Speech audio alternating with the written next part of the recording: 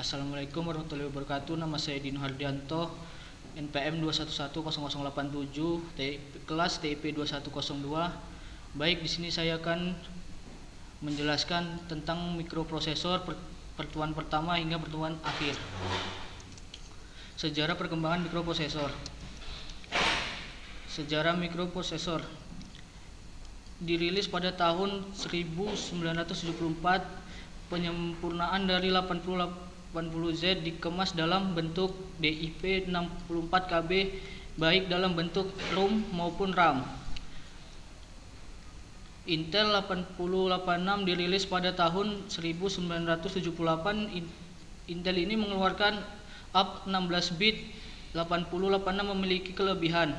Instruksi transfer data lebih luas, dapat melakukan operasi aritmetik seperti penjumlahan, pengurangan, perkalian maupun pembagian. Mikroprosesor 80286 pada tahun 1982 Intel mengenalkan mikroprosesor 286 adalah sebuah prosesor yang pertama kali dapat mengenali dan menggunakan software yang digunakan untuk prosesor sebelumnya. Mikroprosesor ini juga merupakan mikroprosesor 16 bit. Prosesor ini mempunyai kemajuan yang relatif besar dibanding dengan chip-chip generasi pertama.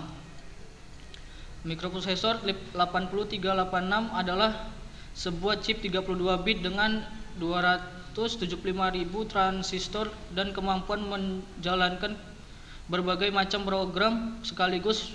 Mikroprosesor ini dikenalkan pada tahun 1987. Mikroprosesor 80486 pada tahun 1089. 80.486 diluncurkan dengan 1,2 juta buah transistor dan built-in match coprosesor. Pentium pada tahun 1993, transistor 3,1 juta, prosesor 66 MHz. Pentium dengan teknologi superclar diperkenalkan. Sejarah mikroprosesor. Pentium 2 pada tahun 1997 Intel meluncurkan teknologi prosesor 64 bit EPIC prosesor. Pentium 2 merupakan prosesor yang menggabungkan Intel MMX yang dirancang secara khusus untuk mengolah data video, audio, dan grafik secara efisien. Pentium 3 dirilis pada tahun 1999, merupakan prosesor yang diberi tambahan 70 instruksi baru yang secara dramatis memperkaya kemampuan pencitraan tingkat tinggi, 3 dimensi, audio streaming, dan aplikasi-aplikasi video serta pengenalan suara. Pentium 4 pada tahun 2000 debut Pentium 4 dengan 42 juta transistor. Prosesor ini merupakan produk Intel yang kecepatan prosesnya mampu menembus kecepatan hingga 3,06 GHz. Materi berikutnya, arsitektur sistem komputer. Arsitektur merupakan gaya konstruksi dan organisasi dari komponen komputer. Elemen-elemen dasar komputer sama, namun perbedaan terdapat pada gaya konstruksi dan organisasinya. Dalam arsitektur sistem komputer terdapat tingkat perbedaan paling terlihat pada hardware dan software. Jika dianalogikan, hardware dan software itu ibarat fisik dan juga pikiran dari manusia. Beberapa tingkatan dasar arsitektur komputer: software level, application layer, high order software layer, operating system layer, hardware level, machine layer, microprogrammed layer, digital logic layer, physical device layer. Organisasi fisik komputer. Prinsip modular construction hanya berlaku bagi berbagai tingkat desain. Pada satu tingkat mungkin akan menjadi masalah pada saat melakukan plugging in. Pada tingkat yang lebih rendah mungkin akan menjadi masalah pada saat menggunakan satu jenis chip memori sebagai pengganti chip memori lain. Komponen standar jauh lebih mudah dikoneksikan jika cara koneksinya sudah distandarisasi salah satunya dengan menggunakan buses. Bus merupakan sekumpulan konduktor elektrik paralel yang disebut line. Ada dua jenis dasar buses, yaitu internal buses yang digunakan dalam prosesor dan menjadi bagian terpadu di konstruksinya. Eksternal buses yang digunakan untuk mengkoneksikan elemen hardware terpisah bersama-sama, contohnya mengkoneksikan prosesor dengan memori utama. Masuk materi berikutnya, bahasa assembly. Bahasa assembly adalah bahasa komputer yang kedudukannya di antara bahasa mesin dan bahasa level tinggi, misalnya bahasa C, Pascal, Turbo, Basic, Attack, Java, dan sebagainya. Bahasa C atau Pascal dikatakan sebagai bahasa level tinggi karena memakai kata-kata dan pernyataan yang mudah dimengerti manusia. Meskipun masih jauh perbedaan dengan bahasa manusia sesungguhnya. Assembler adalah program yang bekerja membantu penulis instruksi dalam format bahasa Inggris sehingga mudah dibaca dan dipahami. Kelebihan bahasa assembly: ketika dikompil lebih kecil ukuran, lebih efisien atau hemat memori, lebih cepat dieksekusi. Kesulitan bahasa assembly dalam melakukan suatu pekerjaan: baris program relatif lebih panjang dibanding bahasa tingkat tinggi, relatif lebih sulit untuk dipahami terutama jika jumlah baris sudah terlalu banyak, lebih sulit dalam melakukan pekerjaan rumit misalnya operasi matematis. Struktur instruksi bahasa assembly: operation code atau opcode, source override atau sumber, destination override atau tujuan. Contoh LDA, offset source destination instruksi atau pindahan isi register 8 bit H ke register 8 bit A. Isi H sama dengan isi A objek kode menulis program dalam assembly, artinya menggunakan mnemonic untuk membuat program, bukan untuk mikroprosesor disebut source code. Inilah contoh bahasa assembly dapat dijalankan di dua software, yaitu Z80 Simulator ID, seperti ini gambarnya, EMU8086 seperti ini gambarnya. Z80 Simulator ID. Main window dari Z80 adalah jendela utama pada program simulator Z80. Dari sini kita memulai program, kemudian meninggalkan assembler editor, simulation log, viewers, memory editor, dan lain-lain. Assembler editor adalah editor yang kita gunakan untuk menuliskan program. Setelah program ditulis dan disimpan, maka pada toolbar tools assembler kita dapat melakukan compile untuk mengetahui apakah terdapat error atau kesalahan sintaks pada program yang telah kita buat. Jika tidak, maka program yang telah kita buat diterjemahkan ke dalam bentuk objek atau ekstensi OBJ. Bentuk objek ini yang akan digunakan simulator untuk melakukan simulasi. 3. Simulation log viewer. Simulation log viewer adalah layar yang menampilkan apa yang terjadi pada register dan program counter setiap baris program yang dieksekusi. Dengan melihat jendela ini, kita seolah dapat melihat bagaimana prosesor bekerja. 4. Memory editor. Memory editor menampilkan isi dari tiap-tiap alamat pada memori. Nilai dari setiap alamat memori akan terisi secara otomatis sesuai dengan nilai opcode program, atau juga dapat diubah secara manual dengan mengeklik dan menuliskan isinya secara langsung. Saat kita masuk ke program Z80 assembler, kita menggunakan kode yang bernama LD. LD itu ialah sebuah kode yang diperuntukkan untuk mengambil data. Setelah kita buat LD, kita harus menginputkan huruf apa yang ingin dimasukkan nilainya.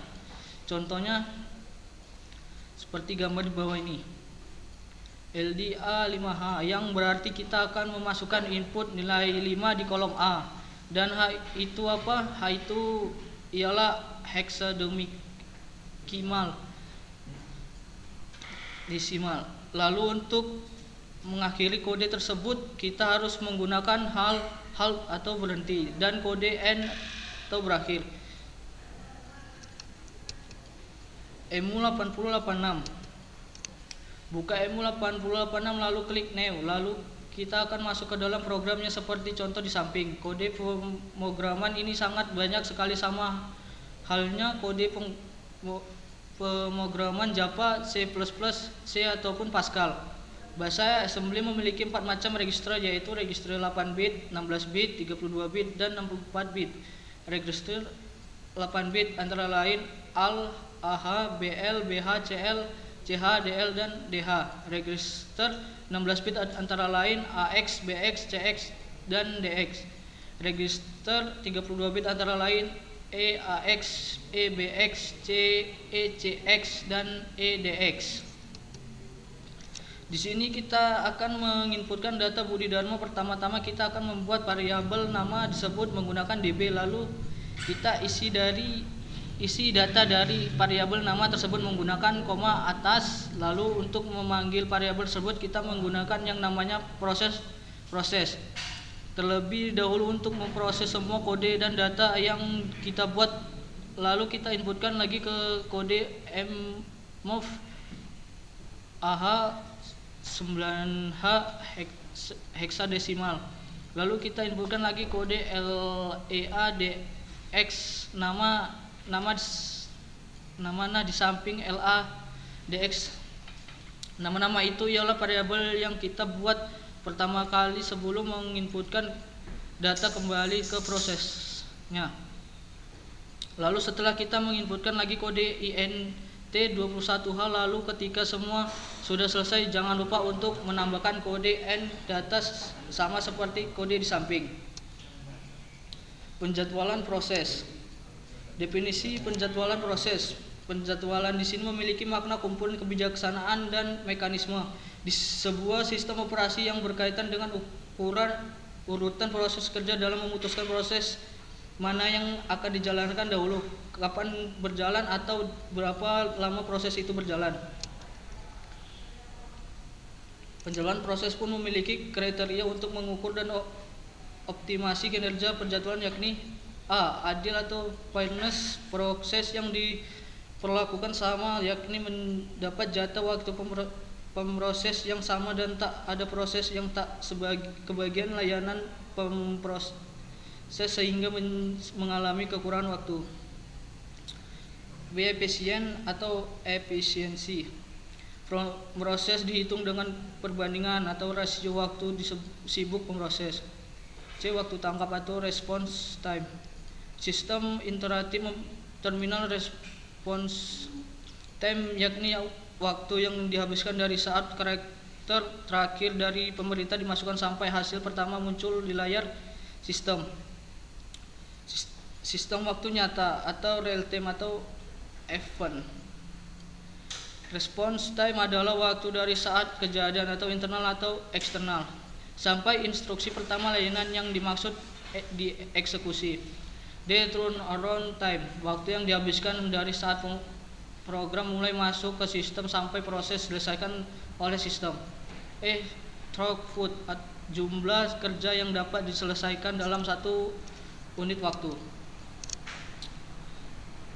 Penjadwalan proses dapat terbagi 3 jenis, yaitu A. FIFO, first in first out, atau VCVS, first come first service.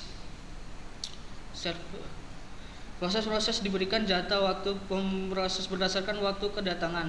Pada saat proses mendapat jatah waktu pemproses, proses dijalankan sampai selesai penjadwalan ini, baik untuk sistem batch yang sangat jarang berinteraksi dengan pemakai, contoh aplikasi analisis numerik, maupun pembuatan tabel. Sangat tidak baik atau tidak berguna untuk sistem interaktif karena tidak memberi waktu tanggap yang baik.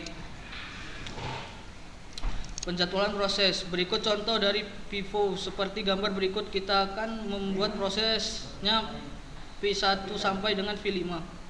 Lalu kita akan buat burst time-nya seperti 5, 7, 4, 3, 1. Lalu di waktu prosesnya kita tinggal menambahkan saja bilangan dari P1 sampai P5. Contohnya P1 sama dengan 5, lalu ditambahkan dengan P2 yaitu 7.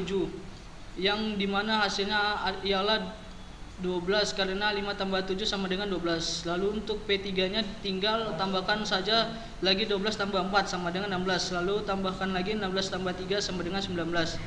Lalu tambahkan lagi 19 tambah 1 yang dimana hasil P5 nya ialah 20. Lalu tinggal masukkan saja hasil dari waktu proses ke burst time tersebut yaitu 20. Lalu ketika hasil waktu prosesnya sudah ketemu yaitu 20, lalu tambahkan lagi semua hasil waktu proses dari P1 sampai P5 yang dimana 5 tambah 12 tambah 16 tambah 19 tambah 20 sama dengan 72. Lalu ketika hasilnya sudah ketemu bagaikan waktu proses dan burst time yaitu 72 per 20 sama dengan 3,6. Jadi hasil AWT ialah 3,6 ms. B. SJF atau short phase job first, yaitu jalan proses sampai selesai diketahui sebelumnya. Mekanismenya adalah menjadwalkan proses dengan waktu jalan terpendek lebih dulu sampai selesai, sehingga memberikan efisiensi yang tinggi dan turnaround time rendah dan penjadwalannya tak berprioritas. Masalahnya yang muncul adalah tidak mengetahui ukuran job saat job masuk. Untuk mengetahui ukuran job adalah dengan membuat estimasi berdasarkan kelakuan sebelumnya. Proses yang tidak datang bersamaan sehingga penetapannya harus dinamis. Berikut dari SJF seperti gambar berikut, kita akan membuat prosesnya P1 sampai dengan P5. Lalu kita akan buat burst time-nya sesuai yang kita inginkan seperti 4, 2, 3, 8, 6. Kalau dari FIFO dimulai dari P1, maka dari SJF dimulai dari proses yang burst time-nya terkecil hingga terbesar. Jadi dimulai dari P2 angka 2. Kemudian input di waktu proses, kemudian tambahkan 2 tambah 3 jadi hasilnya 5. Selanjutnya 5 tambah 4 jadi hasilnya 9. Kemudian 9 tambah 6 hasilnya 15. Selanjutnya 15 tambah 8 hasilnya 23. Maka didapatlah hasil jumlah burst time sama dengan 23 dan hasilnya jumlah waktu proses sama dengan 54. Sekarang kita akan mencari AWT dengan rumus AWT sama dengan waktu proses atau burst time. AWT 54 per 23 sama dengan 2,3 ms. C. Priority scheduling. Priority scheduling merupakan algoritma penjadwalan yang mendahulukan proses yang memiliki prioritas tinggi. Setiap proses memiliki prioritasnya masing-masing. Prioritas suatu proses dapat ditentukan melalui beberapa karakteristik antara lain time limit, memory requirement, access file, perbandingan antara I sama dengan atau O burst dengan CPU burst, tingkat kepentingan proses. Berikut contoh dari POS. Seperti gambar berikut, kita akan membuat prosesnya P1 sampai dengan P5. Lalu kita akan buat burst time-nya sesuai yang kita inginkan seperti 7, 6, 3, 8, 12. Kalau tadi SJF dimulai dari yang terkecil, di POS ini kebalikan dari SJF, dimulai dari burst time yang terbesar. Jadi kita akan mulai dari P5 yaitu memiliki burst time 12, kemudian 12 tambah 8 hasilnya 20. Selanjutnya 20 tambah 7 hasilnya 27. Selanjutnya 27 tambah 6 hasilnya 33 dan akhirnya 33 tambah 3 hasilnya 36. Jadi hasil jumlah burst time-nya adalah 36, sedangkan hasil jumlah waktu prosesnya adalah 128. Sedangkan kita akan mencari AWT. AWT sama dengan waktu proses per burst time. AWT sama dengan 128 per 36 sama dengan 3,5 ms. Sekian, terima kasih presentasi tugas dari saya. Saya akhiri. Assalamualaikum warahmatullahi wabarakatuh.